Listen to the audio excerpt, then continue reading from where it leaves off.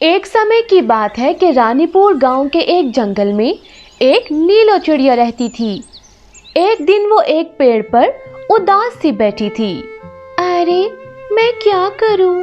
मैं बहुत बोर हो रही हूँ। मेरा तो कोई मित्र भी नहीं है। क्या मैं इतनी बुरी हूँ कि मुझे कोई मित्र बनाना नहीं चाहता?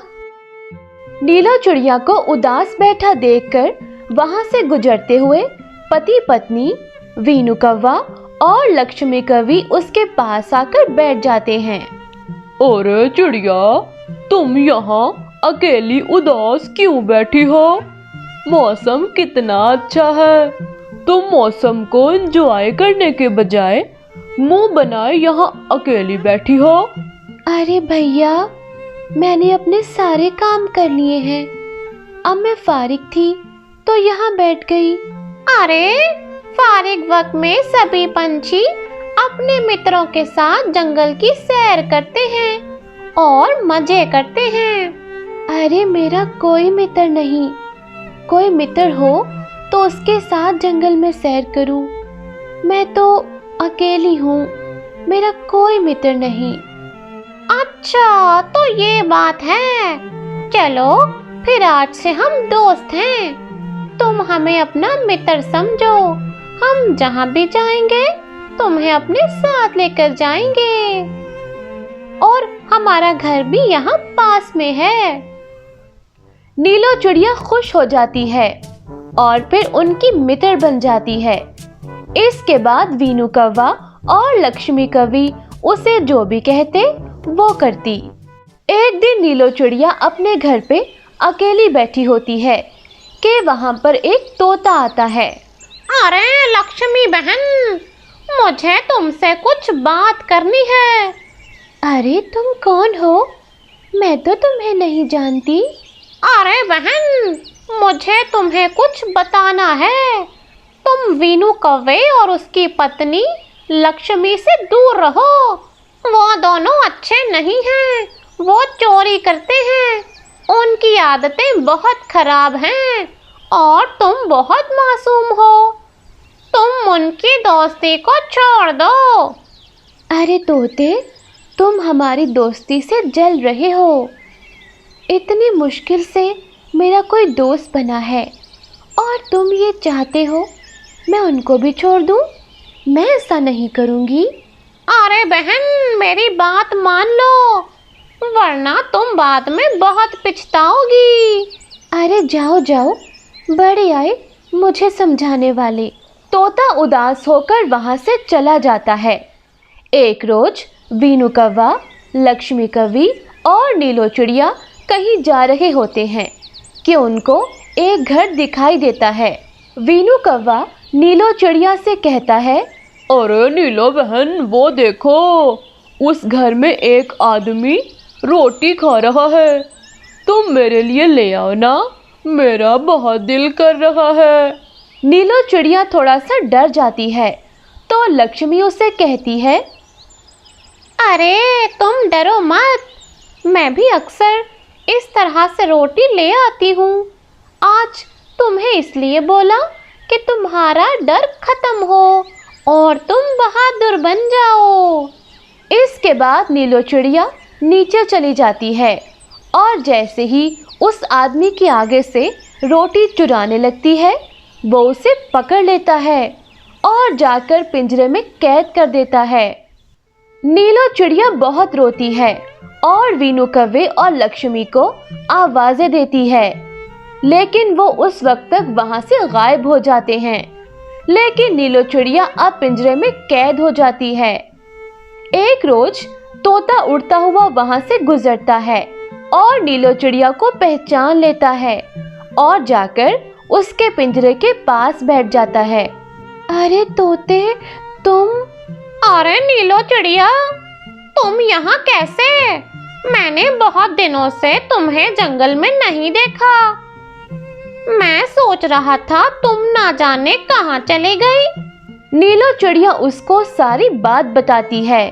ये सब सुनकर तोता कहता है, अरे बहन, मैंने तुम्हें कहा भी था उनसे दूर रहो, लेकिन तुमने मेरी एक ना सुनी थी।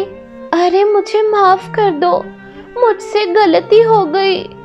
ऐसे दोस्तों से मैं अकेली ही अच्छी थी।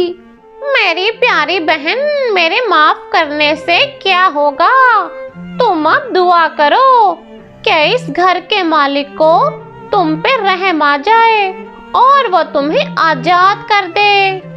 तोता ये कहकर वहां से चला जाता है और नीलो चिड़िया उसे पिंजरे में कैद उड़ता जाता देखती रही। एक दफा का जिक्र है कि किसी जंगल में एक कौवा, तोता, चिड़िया और कबूतर रहते थे। वो चारों बहुत गहरे दोस्त थे और हर मुश्किल वक्त में एक दूसरे का साथ देते। एक दफा जंगल में कहत आ गया।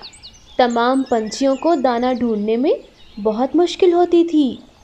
एक दिन चारों दोस्त साथ बैठे थे और दाने की वजह से परेशान थे। तभी कौवा बोला, अरे मुझे भूख लग रही है। मैं सुबह से दाना ढूंढने निकला था, मगर मुझे दाना नहीं मिला। हाँ दोस्त, दाना हमें भी नहीं मिल रहा। आओ चलते हैं, दूसरे जंगल से दाना लेकर आते हैं। हाँ मेरे भाई, मैं भी यही सोच रही थी। आओ फिर देर ना करो, जल्दी हम सब चलते हैं और दूसरे जंगल से दाना लेकर आते हैं। ये कहकर वह दूसरे जंगल की जानिब चल पड़ते हैं।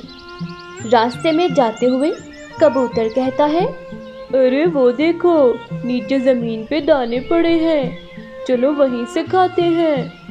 अरे रुको, मुझे लगता है वहाँ किसी शिकारी ने जाल बिछाया है।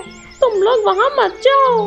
अरे वहाँ कोई जाल नहीं, मुझे बहुत भूख लग रही है, चलो हम चलते हैं। अरे ना जाओ मेरे भाइयों, एक बार जाल में फंस गए तो कभी निकल नहीं पाओगे। अरे तुमने और तोते मियाँ ने नहीं जाना तो ना जाओ, मैं और कौवा तो जा रहे हैं। आओ चलो कौवे, हम वहाँ जाके दाना खाते हैं। कबूतर और कौवा नीचे चले जाते हैं। तोता और चिड़िया दरख्त पे बैठे उनको देख रहे होते हैं। नीचे जाकर वो दोनों जाल में फंस जाते हैं। तोता और चिड़िया उनको जाल में फंसा देख के नीचे आते हैं। अरे मेरे भाई, मैंने तुम्हें कहा भी था कि ना जाओ, लेकिन तुम दोनों ने मेरी बात नहीं मानी। अरे तोते मेरे भाई, हमें यहाँ से निकालो, कुछ करो, शिकारी तो हमें कैद कर लेगा। अरे वो देखो, शिकारी आ रहा है, उसने तो हाथ में पिंजरा भी पकड़ रखा है। अब तुम लोगों को पिंजरे में बंद कर देगा। अरे अब हमारा क्या होगा, हम एक दूसरे से कभी नहीं मिल सकेंगे। तभी तोता कहता है, अरे मेरे भाई, तुम चिंता मत करो, मैं और चिड़िया कुछ करते हैं। अभी हम यहाँ से जा रहे हैं, शिकारी आने वाला है। हम किसी भी तरह तुम दोनों को इस शिकारी के चंगुल से निकाल लेंगे। ये कहकर वो दोनों वहाँ से चले जाते हैं। शिकारी आता है और कबूतर और कौवे को पिंजरे में कैद कर लेता है और अपने घर की जानिब चल पड़ता है। तोता और चिड़िया उसका पीछा करते हैं। शिकारी घर जाके पिंजरे को रख देता है और खुद कमरे में चला जाता है। चिड़िया और तोता शिकारी के घर जाके एक दरख्त पर बैठ जाते हैं। अरे मौका तो अच्छा है, शिकारी अंदर चला गया है, हमें तुरंत कुछ करना होगा। हाँ चलो, पिंजरे के पास चल के देखते हैं। वो दोनों उड़ के पिंजरे के पास जाकर बैठ जाते हैं। अरे जल्दी करो, हमें निकालो, वरना वो शिकारी फिर से आ जाएगा।